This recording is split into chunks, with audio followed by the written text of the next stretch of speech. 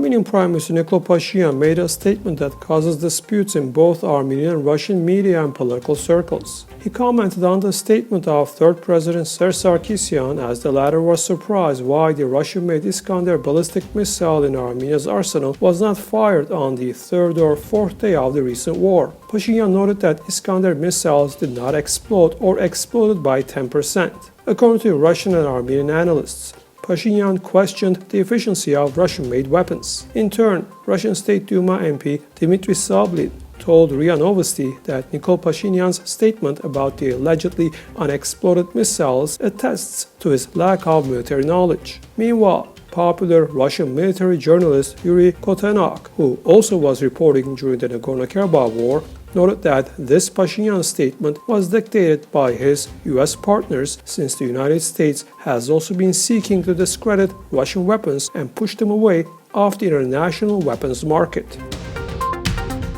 Daily protests for the resignation of Armenia's Prime Minister Nikol Pashinyan continue in Yerevan. A group of youth held a protest at Yerevan State University on Wednesday. They marched to the university building and entered it chanting "Nikol the traitor" and "Armenia without Nikol." They urged the students and faculty to join their fight. The protesters also entered the Armenian State University of Economics. By the way, during the 2018 Velvet Revolution led by Pashinyan, and which resulted in the resignation of now ex-President Serzh Sargsyan and Pashinyan's reign in power, the protesters also had entered the university as well as the public radio buildings. Nowadays, people are protesting in Yerevan, but not for the current government's resignation, even amid the violence that police are using towards the protesters. On Tuesday, police forcibly apprehended 57 citizens standing near the government's building and doing no provocations. Some opposition representatives were injured. Snipers were spotted on the rooftop of the building.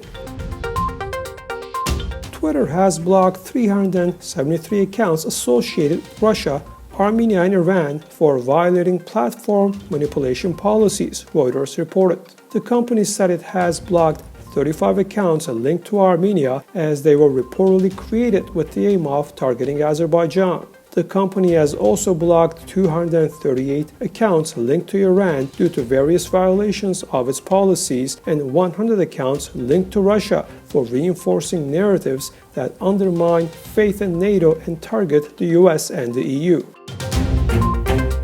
The notorious trial of the criminal case on the Sosna armed group ended in Yerevan on Wednesday after nearly 3.5 years. In protest of the then authorities, this armed group took over a police patrol regiment building in Yerevan and held hostages, but later surrendered in July 2016. 3 police officers, however, were killed during the 2-week standoff. Criminal charges were brought against 32 people in connection with this incident and related developments. Thus, verdicts in the criminal case on 10 members of the armed group were announced Wednesday in Yerevan. Accordingly, defendant Armen Belyan was acquitted of the murder of a police officer.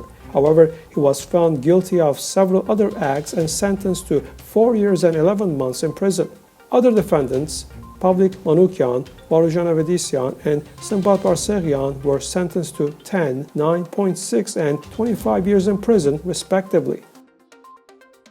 Georgia has facilitated Russian, Armenian, and Ukrainian citizens' entry into the country, Prime Minister Irakli Garibashvili said. Armenia, Azerbaijan, Ukraine, Russia, and Belarus have been added to the list of countries whose citizens will be able to enter Georgia as of March 1st with a PCR test, Garibashvili noted. Until now, tourists could enter Georgia only if they have a certificate of full vaccination.